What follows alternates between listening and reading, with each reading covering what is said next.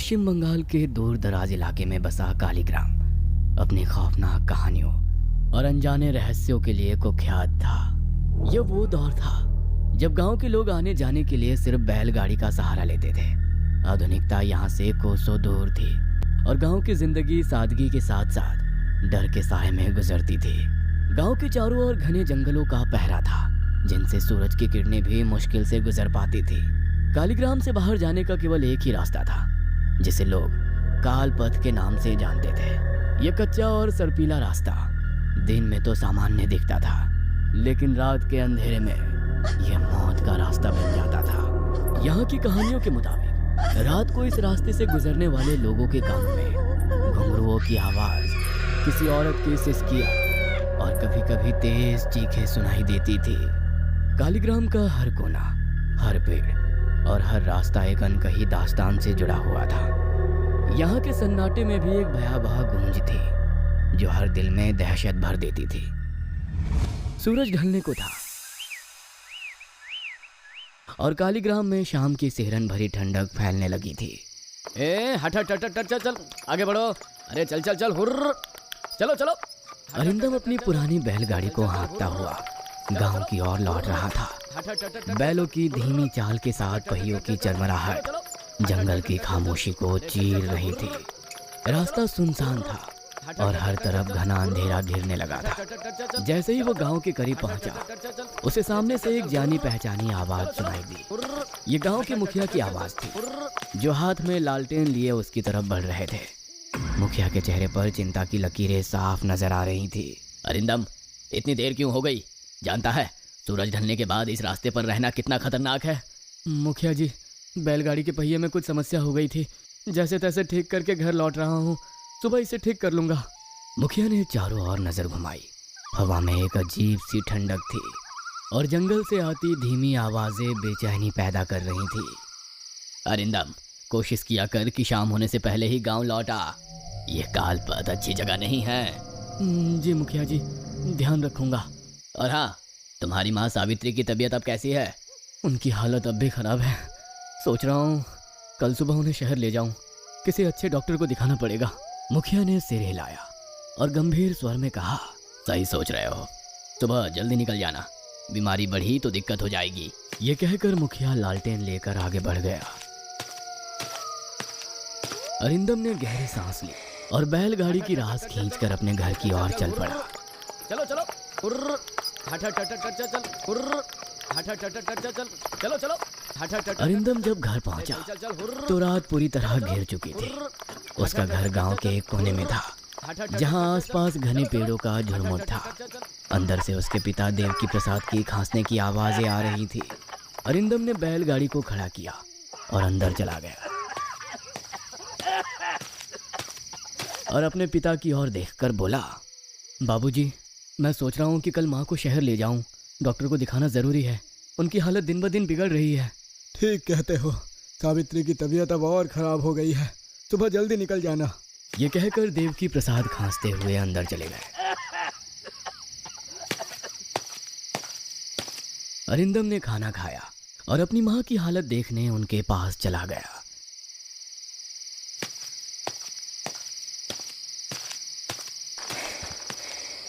सावित्री बिस्तर पर पड़ी थी। उनके चेहरे पर थकावट और कमजोरी साफ झलक रही थी। बेटा, तू परेशान मत हो, मैं ठीक हूँ। माँ, मैं कल आपको शहर ले जाऊंगा, डॉक्टर को दिखाना जरूरी है। सावित्री ने सिर हिलाया और आंखें बंद कर ली।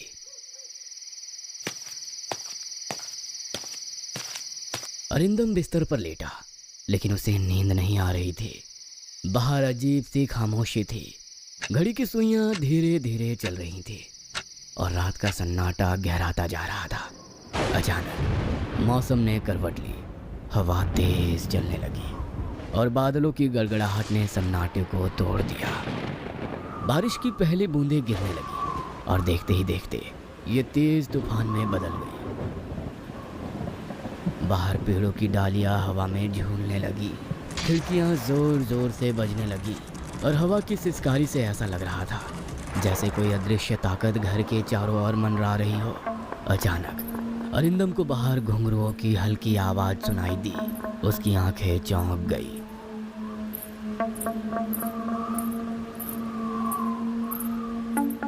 वो खिड़की के पास गया और बाहर झांकने की कोशिश की।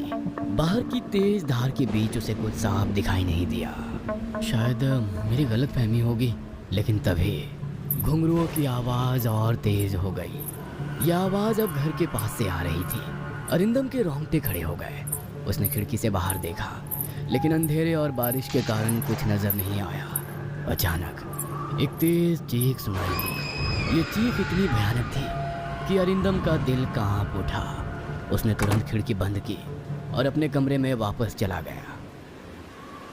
वह बिस्तर पर बैठ गया, लेकिन उसका दिल तेज धड़क रहा था।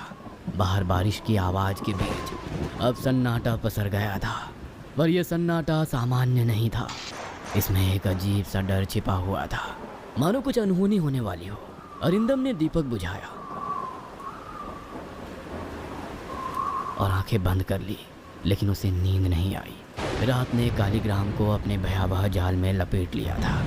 अरिंदम अंदर से डर गया था, क्योंकि कालीग्राम में जब भी कोई अनहोनी होती तो अक्सर ऐसी ही तूफानी बारिश होती और ऐसी ही दिल दहला देने वाली चीखें गूंजा करती। अरिंदम गहरी सोच में गुम था। तभी उसे अपने पिता देवकी प्रसाद की हड़बड़ाई हुई आवाज़ सुनाई दी। अरिंदम, जल्दी उठ, सावित्री की हालत और बिगड़ गई है। अरिंदम घबराकर उठ बैठा। उसने अपने पिता के चेहरे की चिंता भरी लकीरों को पढ़ लिया। वो बिना कुछ कहे तेजी से अपनी माँ के कमरे की ओर भागा। उसकी माँ बिस्तर पर पड़ी थी। उनकी सांसें तेज हो रही थी। वो बुरी तरह खांस रही थी, मानो उनकी सांस रुकने वाली हो।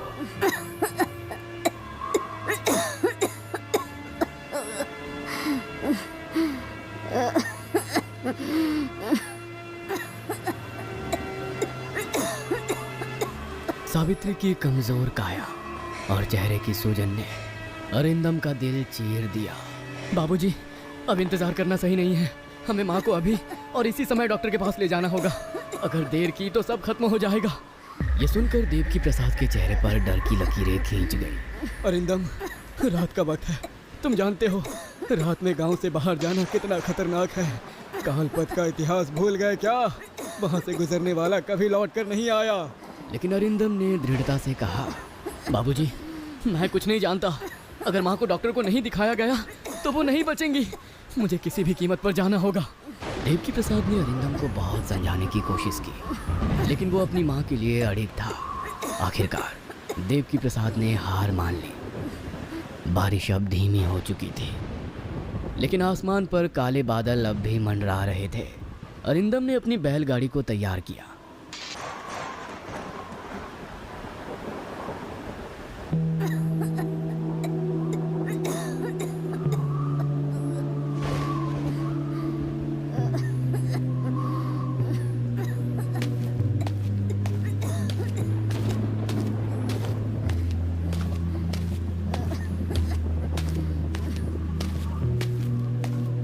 उसने बैलगाड़ी के पीछे सावित्री को लेटाया और उनके पास देवकी प्रसाद बैठ गए। अरिंदम बैलगाड़ी के आगे आकर बैलों को हाँकते हुए गांव की सीमा की ओर बढ़ गया। रास्ते में बारिश की नमी और पेड़ों की झुरमुट के बीच सन्नाटा पसरा हुआ था। बैलगाड़ी की पहियों की चरमराहट और बैलों की धीमी चाल माहौल को और डरावना बना रही थी। गांव की सीमा से कुछ ही दूर जैसे ही वे कालपथ के करीब पहुंचे, एक भयानक चीख ने सन्नाटे को चीर दिया। चीख इतनी तेज और भयानक थी कि अरिंदम के साथ देवकी प्रसाद और सावित्री के शरीर भी सिहर उठे। बैल डर के मारे वहीं ठिठक गए। उनकी आंखों में खौफ था और वे आगे बढ़ने से इनकार कर रहे थे। चलो आगे बढ़ो, ये वक्त डरने का नहीं है, चलो। लेकिन बैल अपनी जगह से हिले तक नहीं। तभी देवकी प्रसाद ने कांपती आवाज में कहा, अरिंदम, वो सामने देखो। अरिंदम ने सिर उठाकर सामने देखा।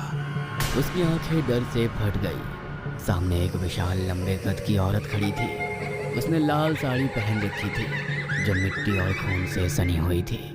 उसके लंबे घने बाल जमीन तक फैले हुए थे और उसका चेहरा पूरी तरह बालों से ढका हुआ था। सिर्फ उसकी चमकती खून से लाल आंखें दिखाई दे रही थी जो मानो अंधेरे को चीर रही थी।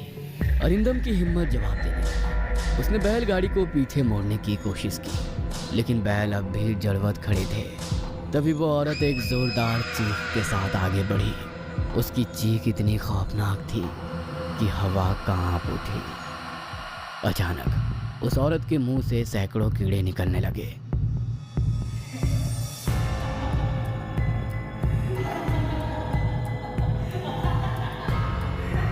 वे कीड़े अरिंदम, देवकी प्रसाद और सावित्री की ओर लपके।